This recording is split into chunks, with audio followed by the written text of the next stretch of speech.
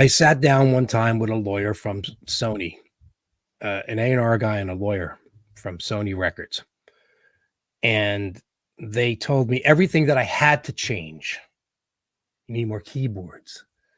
More key. I don't want more keyboards. Like, but again, they're trying to do is grass now. And if you're trying to get on that that bandwagon, by time you get on that wagon, that ship has sailed. It's over. So if you're trying to get on that boat, forget it. Again, be yourself because everyone else has been taken. Such good advice.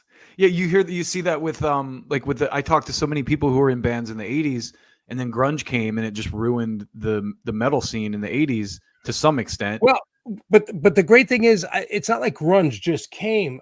Grunge was there.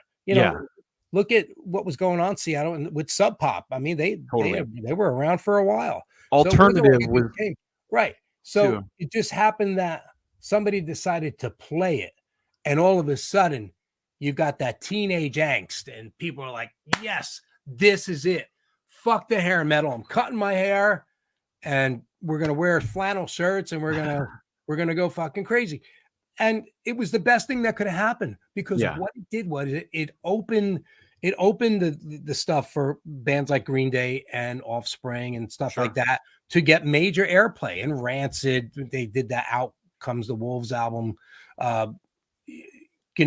That was huge at a time where I think it cost $50,000 to record that Offspring album with Come Out and Play. Yeah. It sold how many millions of copies? It made them household names. Right. And that was the best thing that could have happened because we were all subject. Look, I'm a child of the 70s. We were spoon-fed by whatever was being paid to be played on the marketed radio. To us, yeah. Right? I was an AM child before FM. Nobody listened to FM back then. It was all AM. Right. So, and they played the same thing over and over. Right. And every once in a while, hopefully that you knew somebody that had the latest Aerosmith album or something that, back then.